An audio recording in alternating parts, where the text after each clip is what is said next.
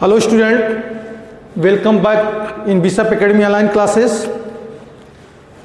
Today my topic is some important reactions of the haloarenes. We have already discussed about the chemical property of haloarenes में nucleophilic substitutions reaction. Nucleophilic substitutions reaction does not easily possible into the haloarenes because a large factor are involved into the chemical nucleophilic substitutions reactions in haloarenes.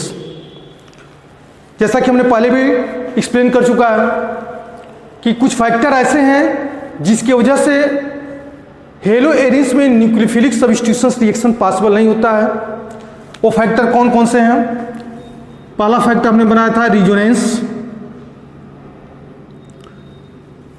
Second factor है electronic repulsion.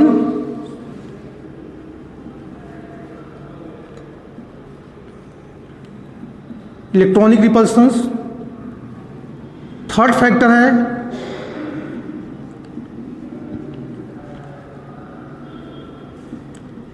Hybridisation.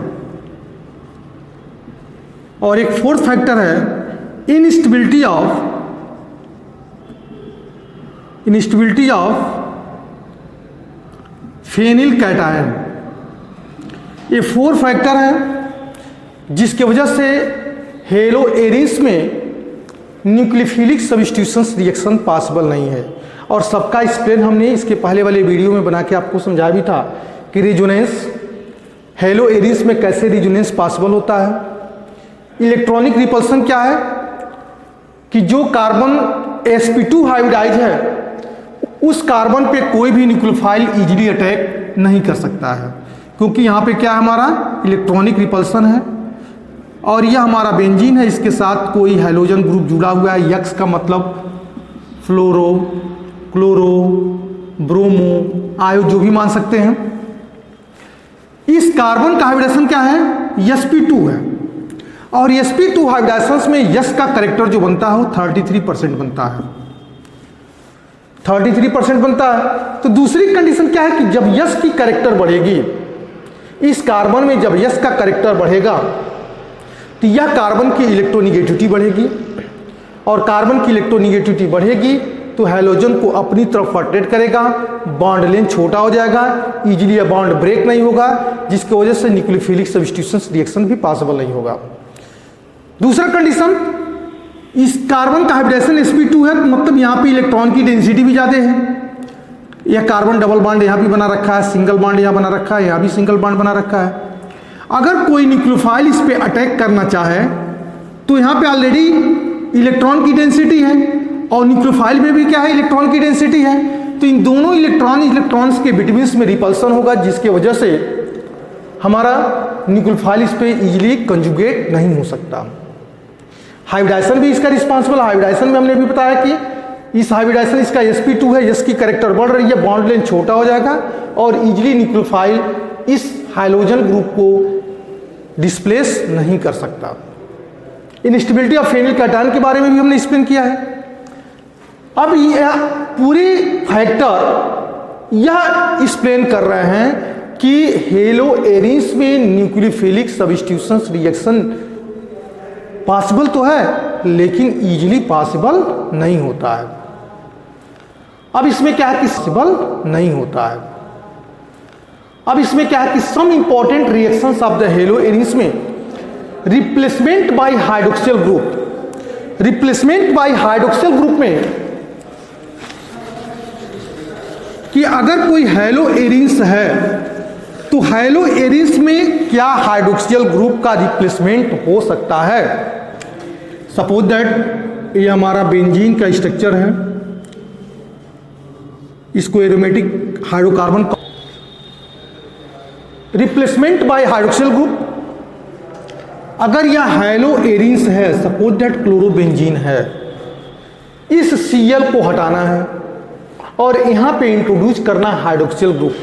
Hydroxyl group एक functional group है जिसका symbol क्या होता है, OH group है. तो क्या इस OH ग्रुप को इसमें हम इंट्रोड्यूस कर सकते हैं? तो आंसर हमारा है कर सकते हैं, लेकिन उसके लिए कुछ ड्रेस्टिक कंडीशंस हैं। किस कंडीशन में OH ग्रुप इसमें इंट्रोड्यूस हो सकता है, इसके लिए हमने स्टेटमेंट यहां पे बना के रखा है कि nucleophilic substitutions reactions is aryl halide occur into the drastic condition.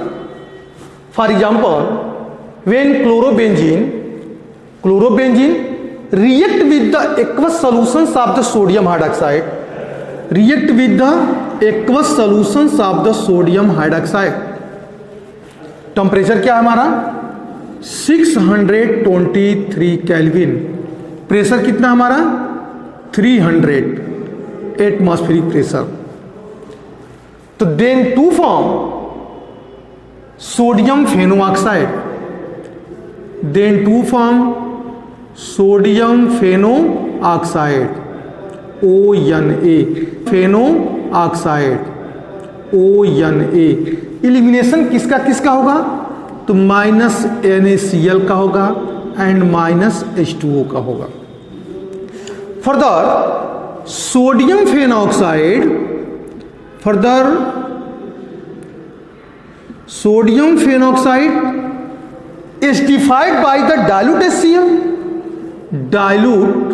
HCl, तो then to form phenol,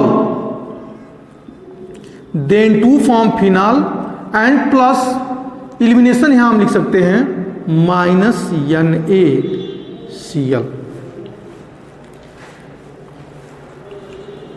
chlorobenzene को सोडियम हाइड्रोक्साइड के साथ रिएक्शन कराया, एक्वस सॉल्यूशन मतलब डाइल्यूट सोडियम हाइड्रोक्साइड के साथ, टेम्परेचर 623 केल्विन, 300 एटमॉस्फेरिक प्रेशर पे, तो NaCl प्रोड्यूस हुआ। अब NaCl इलिमिनेट हुआ और H2O इलिमिनेट हुआ, सोडियम फेनोऑक्साइड बनाया और इसको पुनः एसिडिफाइड किए तो OH बनाया। अब रह गई बात 623 केल्विन टेम्परेचर, क्या लैब में मेंशन करना इजी है, तो नहीं। खूब गर्म करते जाएंगे, खूब गर्म करते जाएंगे, पता चलेगा पूरे लैब धुआं सा भर गया है, पूरा लैब में धुएं ही धुएं दिखाई देंगे। तो हम इसमें कोई एक ऐसी टेक्नोलॉजी डेवलप करें कि टेम्परेचर हमारा क्या हो, कम हो जाए। टेम्परेचर क्या हो जाए, हमारा कम हो जाए, टेम्परेचर कम हो जाए और आसानी से हमारा फिनाल भी बन सके, आसानी से हमारा फिनाल का भी फॉर्मेशन हो सके, यानी कि यह हाइड्रोजन यहां से डिस्प्लेस हो जाए और कोई अनदर फंक्शनल ग्रुप यहां पे इंट्रोड्यूस हो जाए। जैसे हमने एल्किल हैलाइड में आपको बताया था कि अगर कोई एल्किल हैलाइड है, सपोज दैट यहां पे Cl है, अगर कोई एल्किल हैलाइड है तो यह एल्किल हैलाइड दो टाइप के रिएक्शन को दिखाता था, न्यूक्लियोफिलिक सब्स्टिट्यूशंस रिएक्शन भी दिखाता था, मतलब स्ट्रॉन्गर न्यूक्लियोफाइल इस वीकर न्यूक्लियोफाइल को डिस्प्लेस कर सकता था, न्यूक्लियोफिलिक सब्स्टिट्यूशंस रिएक्शन दिखाता था, या इलिमिनेशन रिएक्शन भी दिखाता है कि यह हाइड्रोजन इस हाइड्रोजन बीटा कार्बन के हाइड्रोजन से हट करके कौन सा रिएक्शन दिखाएगा, इलिमिनेशन रिएक्शन, जब इसको हम एल्कोहलिक पोटेशियम हाइड्रोक्साइड के साथ रिएक्शन दिखाते हैं। तो ये इसमें इलिमिनेशन रिएक्शन पे, एल्किल हैलाइड में इलिमिनेशन रिएक्शन भी पॉसिबल है, एल्किल हैलाइड में न्यूक्लियोफिलिक सब्स्टिट्यूशंस रिएक्शन भी पॉसिबल है। लेकिन जब हम एरिल हैलाइड की बात करेंगे तो एरिल हैलाइड में भी न्यूक्लियोफिलिक सब्स्टिट्यूशंस रिएक्शन पॉसिबल है, और यह रिएक्शन हमारा क्या है, एक टाइप का न्यूक्लियोफिलिक सब्स्टिट्यूशंस रिएक्शन है, क्योंकि यह न्यूक्लियोफाइल क्या होगा, मतलब यह हाइड्रोजन डिस्प्लेस हो गया और यहां पे एक अंदर OH ग्रुप न्यूक्लियोफाइल अटैच हो गया। लेकिन इसमें इलिमिनेशन रिएक्शन पॉसिबल नहीं है, इलिमिनेशन रिएक्शन पॉसिबल नहीं है, क्योंकि इसके अंदर बेंजीन के अंदर डबल बॉन्ड की जगह से ट्रिपल बॉन्ड की फॉर्मेशन नहीं हो सकता। एरिल हैलाइड में कभी भी हमारा इलिमिनेशन रिएक्शन पॉसिबल नहीं होता है, क्योंकि डबल बॉन्ड कभी भी ट्रिपल बॉन्ड में कन्वर्जन नहीं होता है।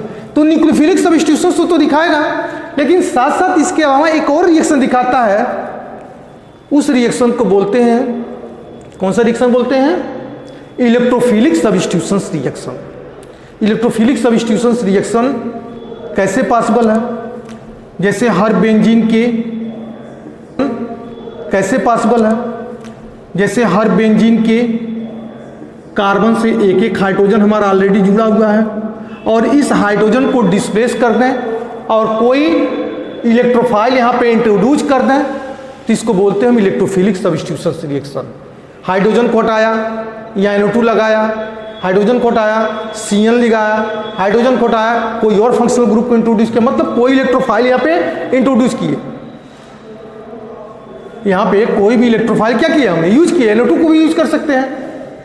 तो NO2 को अगर लगा देंगे तो NO2 तो एक stronger electron with drawing group भी है और यह न्यूक्लियोफिलिक सब्स्टिट्यूशन रिएक्शन को और भी इजीली पॉसिबल कर सकता है।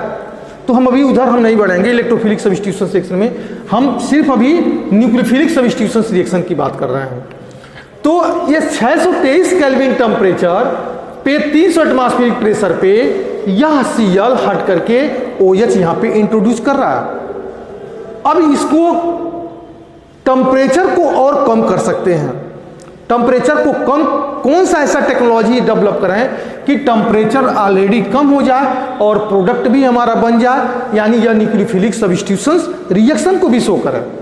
तो करने के लिए हम क्या करते हैं, सेकेंड टॉपिक है इसका। सेकेंड टॉपिक क्या है, सेकेंड टॉपिक है कि reactivity of how we can increase the reactivity of haloarenes. Reactivity of haloarenes, हम हेलो एरिन्स की रिएक्टिविटी को कैसे इंक्रीज कर सकते हैं। हेलो एरिन्स की रिएक्टिविटी को हम कैसे इंक्रीज कर सकते हैं। सेकेंड रिएक्शन है रिएक्टिविटी,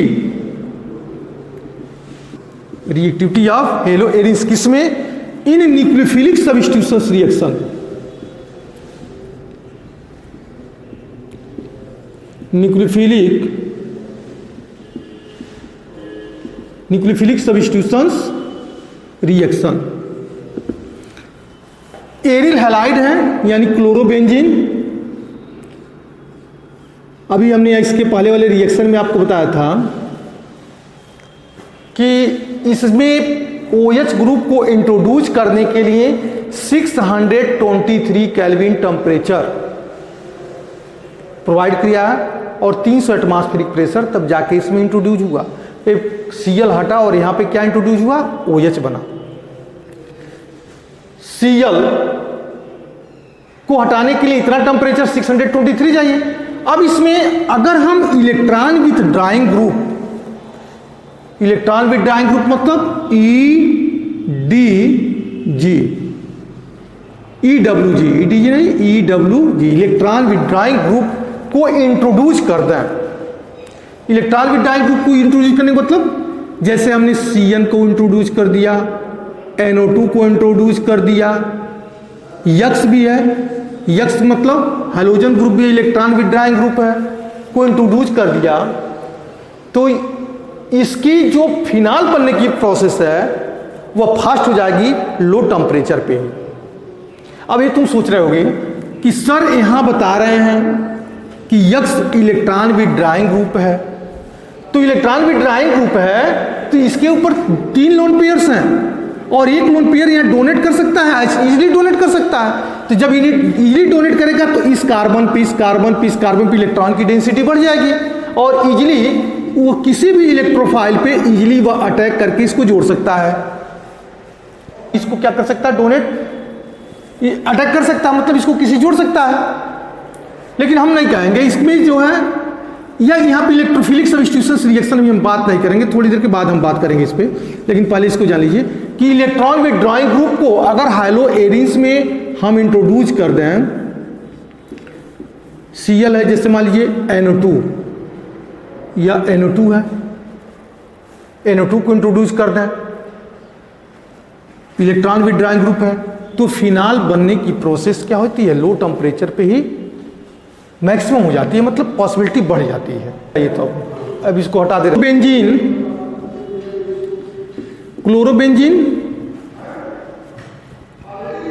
क्लोरोबेंजीन में अगर हम इलेक्ट्रॉन विथ ड्राइंग ग्रुप जोड़ दें, जैसे NO2 जोड़ दें अगर इसके साथ रिएक्शन कराते हैं प्लस NaOH 15%, टेम्परेचर ऑटोमेटिक कम हो जाएगा 443 केल्विन टेम्परेचर। तो then the formation of the plus HCl, तो यह आएगा Cl, यहाँ पे इंट्रोड्यूस Cl को हटा देंगे तो यहाँ पर इंट्रोड्यूस हो जाएगा OH, और यहाँ हमारा क्या हो जाएगा NO2। टेम्परेचर कम हो गया, इलेक्ट्रॉन विड्रॉइंग ग्रुप हमने ऐड किया तो टेम्परेचर कम हो गया। जब हम इलेक्ट्रॉन विड्रॉइंग ग्रुप यूज नहीं कर रहे थे तो उस समय टेम्परेचर हमारा बढ़ रहा था, यानी कि इलेक्ट्रॉन को अपनी तरफ ये खींच रहा है, अपनी तरफ अट्रैक्ट कर रहा है। जब अट्रैक्ट करेगा तो इस पैरा के पोजीशन पे इलेक्ट्रॉन की डेंसिटी क्या होगी, ये दोनों आर्थो और पैरा के पोजीशन पे इलेक्ट्रॉन की डेंसिटी बढ़ेंगे और इजीली वो फिनाल को की फॉर्मेशन कर लेगा। जिससे इसमें और भी NO2 जोड़ दें, Cl, टेम्परेचर और भी कम हो जाएगा 1 NO2 एंड यहाँ पे भी NO2 लोग आता है, तो यहाँ पे भी NO2 लोग आता है, तो plus NaOH and temperature 368 kelvin dilute HCl के प्रेजेंस में, तो OH, और इसको यहाँ पे हो जाएगा हमारा NO2 एंड यहाँ भी क्या हो जाएगा हमारा NO2। इसको क्या पढ़ेंगे 1 2 3 4 4 नाइट्रोफिनॉल, 4 नाइट्रोफिनॉल, इसको 1 2 3 यानी 2 4 डाई नाइट्रोफिनॉल। नेक्स्ट में Cl, एक NO2 यहां लगाते हैं, दूसरा NO2 हम यहां पे लगा दे रहे हैं, तीसरा NO2 हम यहां पे लगा दे रहे हैं, तो एंड NaOH टेम्परेचर हमारा हो जाएगा 323 केल्विन एंड OH, और फिनाल की फॉर्मेशन यहां भी हो जाएगी NO2 एंड NO2। इसको बोलते हैं 2 3 4, यानी कि 1 2 3 4 5 6, यानी कि 2 4 6 ट्राई नाइट्रोफिनॉल, और इसको बोलेंगे हम पिक्रिक एसिड। ये बहुत ही एक्सप्लोसिव होता है, विस्फोटक होता है, TNT बनाने में यूज करते हैं इसको। यानी कि जैसे जैसे इलेक्ट्रॉन विड्रॉइंग ग्रुप हमने यूज किया तो फिनाइल की फॉर्मेशन क्या हो गई, फास्ट हो गई। हमने एक NO2 ग्रुप इंट्रोड्यूस किया तो 443 केल्विन हो गया, दूसरा NO2 इंट्रोड्यूस किया 368 केल्विन हो गया, दूसरा NO2 इंट्रोड्यूस किया 368 केल्विन हो गया, एंड 3 नाइट्रो ग्रुप इंट्रोड्यूस किया, मतलब 3 इलेक्ट्रॉन विड्रॉइंग ग्रुप यूज किया तो टेम्परेचर हमारा क्या हो गया, कम होता गया। यानी कि जब हम क्लोरोबेंजीन से सिर्फ हम फिनाल बनाते थे तो टेम्परेचर हमारा 623 केल्विन था, लेकिन जब इसमें इलेक्ट्रॉन विड्रॉइंग ग्रुप हमने ऐड कर दिया तो फिनाल की फॉर्मेशन क्या हो गई, फास्ट हो गई। अब छोटी सी एक बात और है कि बेंजीन, एक क्लोरोबेंजीन Cl क्या हमारा इलेक्ट्रॉन विड्रॉइंग ग्रुप है, लेकिन साथ साथ यह इंडक्टिव इफेक्ट को भी दिखाता है। तुम सोच रहे हो कि क्लोरोबेंजीन ऑलरेडी सर रिजोनेंस में हमको एक्सप्लेन किए थे कि यह रिजोनेंस में हमने दिखाया था Cl22426 ऑलरेडी यह क्या हमारा इलेक्ट्रॉन विड्रॉइंग ग्रुप है, लेकिन यह Cl रिजोनेंस तो दिखाता है, लेकिन यह रिजोनेंस इंडक्टिव इफेक्ट के वजह से, इंडक्टिव इफेक्ट इस रिजोनेंस पे क्या है, डोमिनेंट है, क्योंकि यह hydrogen electron withdrawing group electron को अपनी तरफ अट्रैक्ट भी करता है, और यह इलेक्ट्रॉन विड्रॉइंग इलेक्ट्रॉन को अपनी तरफ अट्रैक्ट करेगा तो इसका मतलब इसका इंडक्टिव इफेक्ट दिखाएगा। और यह lone pair of electron donate करके अगर यह रिजोनेंस दिखाता है, यहाँ पे Cl हमने लिखा और यहाँ पे हमने बेंजीन, मतलब यहाँ पे जो है इलेक्ट्रॉन की डेंसिटी बढ़ रही है, तो इसका मतलब क्या है, रिजोनेंस दिखा रहा है। रिजोनेंस के बारे में पहले ही पता थे, लेकिन इस कंडीशन में इसका रिजोनेंस, मैक्सिमम केस में रिजोनेंस इंडक्टिव इफेक्ट पे हावी होता है, उसको डोमिनेंट होता है, लेकिन क्लोरोबेंजीन के केस में रिजोनेंस हमारा डोमिनेंट नहीं होता, बल्कि इंडक्टिव इफेक्ट रिजोनेंस पे डोमिनेंट हो जाता है। और उस केस में क्लोरोबेंजीन इजीली या इलेक्ट्रॉन को डोनेट नहीं करता है, बल्कि इलेक्ट्रॉन को अपनी तरफ क्या करेगा, अट्रैक्ट करेगा, जिसकी वजह से हमको नाइट्रो ग्रुप, एक स्ट्रॉन्ग इलेक्ट्रॉन विथड्रॉइंग ग्रुप है, इसको इंट्रोड्यूस इसमें किया। तो इंट्रोड्यूस करने के बाद टेम्परेचर ऑलरेडी क्या होता है, रिजोनेंस इंडक्टिव इफेक्ट पे हावी होता है। लेकिन क्लोरोबेंजीन के केस में हमारा इंडक्टिव इफेक्ट क्या है, हावी है, किस पे, रिजोनेंस पे, जिसकी वजह से इलेक्ट्रॉन विथड्रॉइंग ग्रुप होने के बावजूद भी यह इलेक्ट्रॉन डोनेटिंग ग्रुप भी बन रहा है। मतलब इलेक्ट्रॉन डोनेटिंग ग्रुप होने के बावजूद भी इस पे इलेक्ट्रॉन विथड्रॉइंग ग्रुप क्या, हावी है। अगर इलेक्ट्रॉन डोनेटिंग ग्रुप है तो इसका मतलब वह क्या है, हमारा इंडक्टिव इफेक्ट, मतलब रिजोनेंस दिखाएगा। अगर इलेक्ट्रॉन विथड्रॉइंग ग्रुप है, डोनेटिंग ग्रुप है, तो हमारा क्या दिखाएगा, रिजोनेंस। डोनेटिंग ग्रुप है तो क्या बनाएगा, रिजोनेंस। अगर इलेक्ट्रॉन विथड्रॉइंग ग्रुप है तो हमारा क्या बनाएगा, इंडक्टिव इफेक्ट बनाएगा। तो क्लोरोबेंजीन इलेक्ट्रॉन डोनेटिंग ग्रुप है, रिजोनेंस दिखा रहा था, लेकिन इसका रिजोनेंस क्या है, डोमिनेंट नहीं है। इस पे डोमिनेंट क्या है, इंडक्टिव इफेक्ट। इंडक्टिव इफेक्ट क्यों है, क्योंकि इस क्लोरीन की इलेक्ट्रोनेगेटिव कार्बन से ज्यादा है। क्लोरीन अपनी तरफ इलेक्ट्रॉन को अट्रैक्ट कर रहा है, जिसके वजह से जो है यहाँ पे जो पोजीशन है, इसका इंडक्टिव इफेक्ट रिजोनेंस पे क्या है, डोमिनेंट हो रहा है।